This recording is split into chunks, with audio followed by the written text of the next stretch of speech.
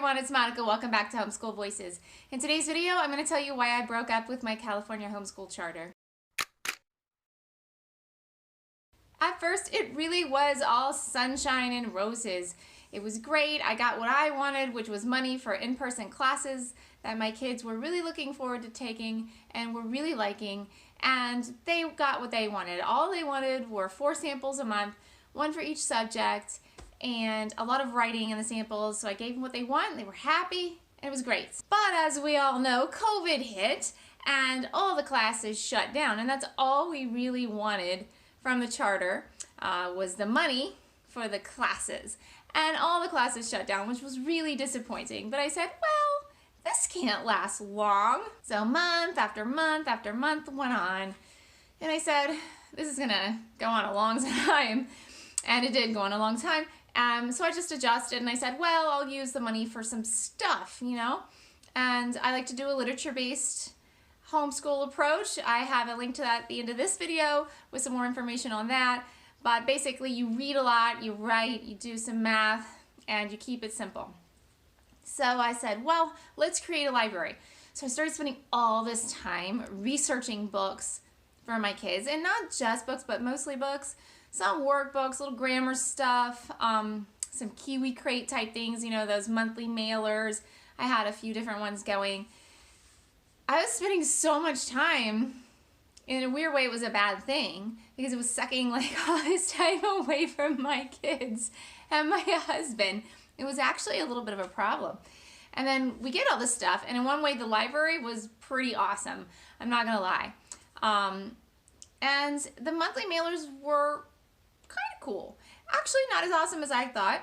Ends up just being a lot of stuff. My kids often didn't do all of them because we still kept really busy. Even during COVID, we had park days with our local homeschool group, and we just got together with friends really often, and between that and their other schoolwork and soccer, yeah, it was just hard to get to those kids.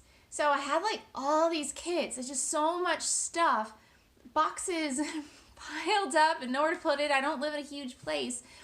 So it got to be like just too much stuff. And on another level, it felt kind of weird because it kind of felt like Christmas all the time, which sounds fabulous. But then for me, I just feel like it creates this sort of mentality for the kids, right, where they just get used to just having so much stuff all the time, and then nothing's special anymore. And when you take into account also that we didn't need that stuff, we didn't even really want it. Like I said, I had to spend hours on the computer figuring out things that I wanted that I didn't really want, if that makes any sense. It's like, what can I buy? Like, I don't even want anything, but what can I buy? And even though that was a little obnoxious, I was still getting a lot of stuff, so I was still liking it pretty well. But then the state started coming down on the charters more, which they actually do every year. It's just a whittling away to make it less and less popular. Good luck with that though, California, because you're making the schools not a very attractive place to be. So you can make it as onerous as you want and people will still sign up for charters, but that's what they do. But they started to get more strict. So the way that public schools and charter schools are a public school, the way that they do things is not how I do things. If you look at my literature-based homeschool at the end of this video, you'll see what I mean. And so I was always trying to kind of like translate what we do into terms that the charter school would understand. And it was not fun. It was stressful, actually. So I had to like plan out a month in advance what we're gonna do. We always did something different because that's sort of the nature of the way that we homeschool. And then at the end of that time, we were supposed to meet with our teacher. And then when I met with her, then we had to report on what we finished and what we didn't finish. But like, really, we didn't actually do hardly any of that plan, and we would switch it up. For example, say if it said that my daughter was gonna do 15 lessons, you know, say 15 lessons in a certain math curriculum, my daughter was hopping around in different curriculums, and they're just not cool with that. They're not okay with that. It doesn't matter if she was challenging herself all the time and she was learning something. They want to see a certain kind of progress. And so I couldn't really tell them that, or it would be not good. They wouldn't like that. So I just found that whole process really stressful. And that was really what made me say, you know what, this is not worth it. I'm always stressed out. I'm spending ridiculous amounts of time trying to figure out stuff to buy. I'm always trying to prove that I'm doing a good job with my kids, even though my teacher, who I had been with for about 2.5 years, I think, she was really happy with how my kids were progressing and what they were doing. She thought that I was doing a great job. It's just that the way that you had to document it towards the end was just really onerous and no fun. And I just started to feel like, do I really need to own all these books?